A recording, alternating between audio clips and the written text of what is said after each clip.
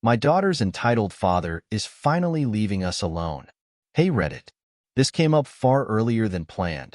And while I'm happy to announce my daughter and I are finally free, there are some sad news mixed in. Just to recap, I, 34F now, have a daughter, 6F, with Jeff, 37M. We never dated. It was a one-night stand where protection failed. I never regret having my daughter despite Jeff demanding me to end the pregnancy, then refusing to be involved for my daughter's first 4 years of life. 2 years ago, he reappeared demanding parental rights. Our country's courts deny it since he was not in her birth certificate, his decision, and he had never paid any kind of child support. Turned out he didn't care for my daughter.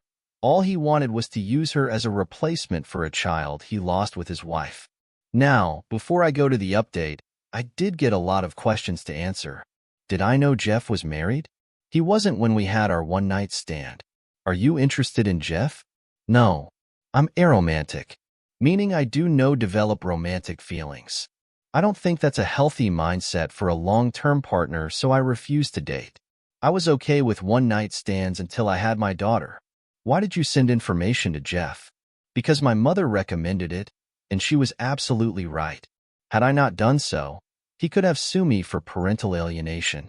By trying to get him involved, I actually came out far better situated to prove I'm not trying to keep him away out of spite, but because I truly think he's a danger. Why don't you talk more about your daughter's emotions/status? No? No offense, but I give just enough information on my 6 years old. I don't think people in Reddit are bad, but this is the internet. I don't really need to speak in depth details on my child's mental state or her actions. What I want to share about myself, that's fine. I'm a full-grown woman. My child is another matter. I don't even post pictures of her in social media. All you need to know, for the people asking, is she's happy, healthy, and has a father figure in her godfather. She's normal, rambunctious little girl. Why was Jeff arrested? He got into a drunk fight. Assault charges. It's completely unrelated to my kid, but could have been used for custody matters. Ended up being unnecessary. Now, to the update. While our case has yet to be reviewed, we were scheduled for September 2025. Jeff's lawyer contacted mine to say they were dropping their demand for parental rights. About 6 weeks ago, Jeff formally agreed to drop any claims for rights or responsibility to my daughter. I know a lot of people are going to go all over, but what about child support or inheritance? Keep reading. It should explain why it is not worth it. My lawyer went over the documents to make sure it wasn't a legal trap of sort, and he confirmed they were exactly that. He wasn't asking for anything in return, just to drop. I didn't question more, just had it signed, and now we need to wait a couple of weeks to get confirmation everything is done. Since both parties agree on this, it should be relatively quick to get it through the courts. If it sounds weird that he suddenly just gave up, I thought the same. To be sincere, I was half tempted to snoop around, but I was way too busy making arrangements. As some people suggested, I will be moving. I won't leave the country I live in, but I plan to move closer to my support system, my daughter's godparents. Turns out there's a property less than 5 minutes away from them on sale. There's no home built yet, so I have a lot to do, but that's my intended new home. We also got not 1, not 2, 3 dogs.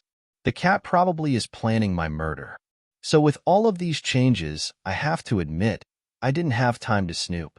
The thing is, the whole thing came to me rather than me need to look. I met with Jeff's in-laws. It was pure coincidence. I waiting on some things in a store, and they were there.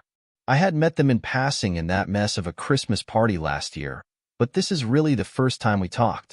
My daughter was thankfully at school since the topic was heavy. They recognized me and asked if I could speak to them. I wasn't sure, but I decided to be polite and offered to buy them a coffee. They were very nice. Not entitled at all. They explained they were sorry for their daughter's behavior.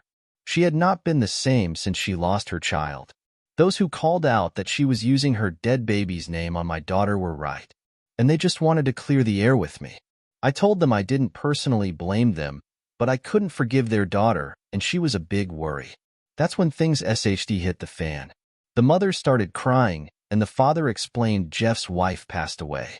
Self-inflicted. I feel like crap for the things I told them. I apologized, but they were very gracious and told me they knew I had no idea. We talked a little about her, about their grandchild. I found out what Jeff told me about how his child died was a lie. And now I don't feel so kind as to keep it wrapped up. He shook an infant because she was colic. If you don't know what that is, it's when babies just cry nonstop. I was angry. I'm still angry. No one should ever shake a baby to the point they pass away. That's just diabolical in my opinion. He had told me she just passed away from sudden infant mortality. It's a common thing here, unfortunately.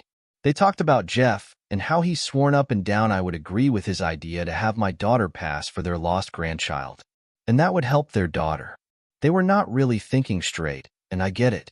Jeff is a charmer, and mix that with grief, it goes nowhere well. There were other things said, but the main thing was they didn't want any resentment on my part to their family or their daughter. I told them that I don't hate them or their daughter, and how sorry I was they had to go through all of this. They gave me a picture of my daughter's half-sister. She was a very cute baby, and I plan to one day explain things to my daughter. I think it's important she knows. I also know where Jeff's wife and her baby are buried. I think not yet, but when things aren't as raw as they are right now, I'll take my daughter to visit her sister.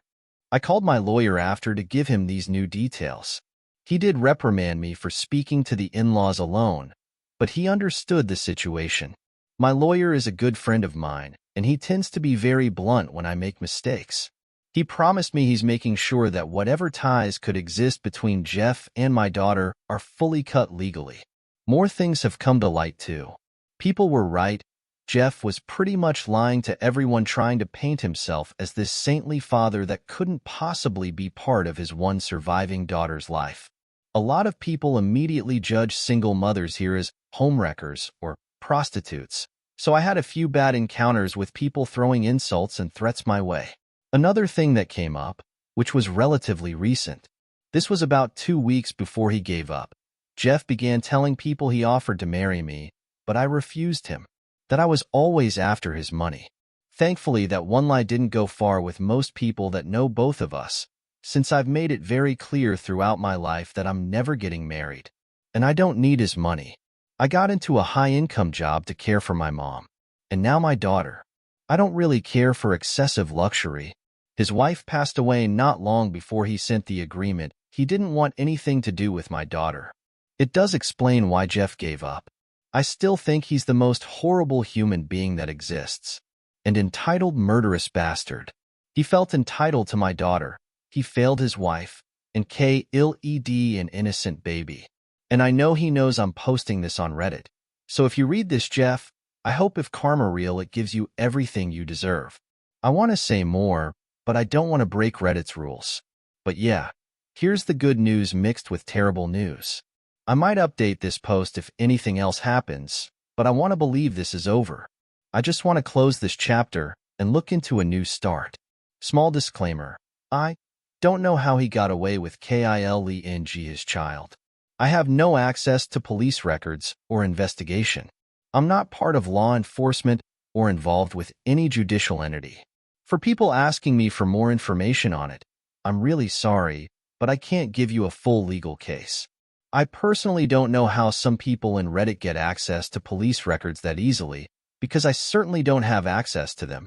All the info I have is what I'm told by others, Chisme, or what my lawyer can find.